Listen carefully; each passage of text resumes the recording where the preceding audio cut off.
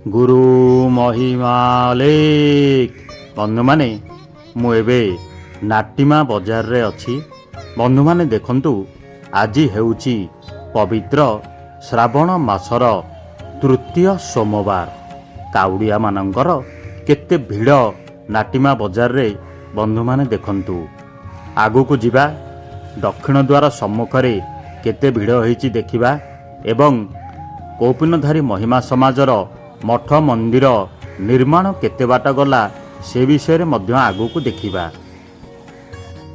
ଏଠି ଦେଖନ୍ତୁ, ଇଏ ହେଉଛି ଅଖଣ୍ଡ ଧୂନି ମନ୍ଦିର ସମ୍ମୁଖର ଇଏ ଦୃଶ୍ୟ। ଅସ୍ଥାୟୀ ରୂପରେ ହୋଟେଲ ଏବଂ ଛୋଟ ମୋଟ ଦହିବରା ବେପାରୀ ସାଇକେଲରେ ବିକୁଛନ୍ତି ଏବଂ ଆଇସ୍କ୍ରିମ୍ ବିକ୍ରି ହେଉଛି। କେତେ ଭକ୍ତ, କାଉଡ଼ିଆ ଭକ୍ତ ଆଜି ଶ୍ରାବଣ ମାସର ସୋମବାର। ବର୍ତ୍ତମାନ ସମୟ ସକାଳ 9ଟା ପାଖାପାଖି। ମହିମା ଗାଦି ଜୋରନ୍ଦା। ଇଏ ହେଉଛି ଦକ୍ଷିଣ ଦ୍ୱାର। ବନ୍ଧୁମାନେ ଦେଖନ୍ତୁ, ଆସ୍ତେ ଆସ୍ତେ ଭିଡ଼ ବଢ଼ିବାକୁ ଲାଗିଲାଣି। ଦେଖନ୍ତୁ କେତେ ଗାଡ଼ି ସବୁ ଲାଗିଛି।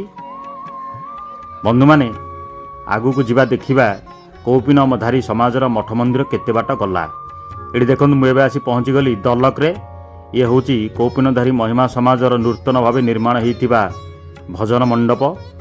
ଏଇ ଯେଉଁ ଦେଖୁଛନ୍ତି, ଇଏ ହେଉଛି ବତୀ ମଣ୍ଡପ। ବତୀ ମଣ୍ଡପ ପାଖରେ ଭେକ ମଣ୍ଡପ, ଧୂନି ମଣ୍ଡପ ନିର୍ମାଣ ଚାଲିଛି। ଏଠି ଦେଖନ୍ତୁ ବନ୍ଧୁମାନେ, ଇଏ ହେଉଛି ଭଜନ ମଣ୍ଡପ।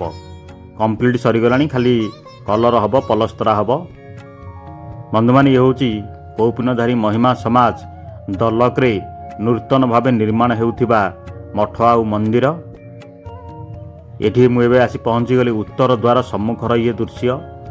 ଏଇଠି ମଧ୍ୟ ଅସ୍ଥାୟୀ ରୂପରେ ଦୋକାନଗୁଡ଼ିକ ହେଇଛି। ଇଏ ହେଉଛି ଉତ୍ତର ଦ୍ୱାର ସମ୍ମୁଖର ଦୃଶ୍ୟ।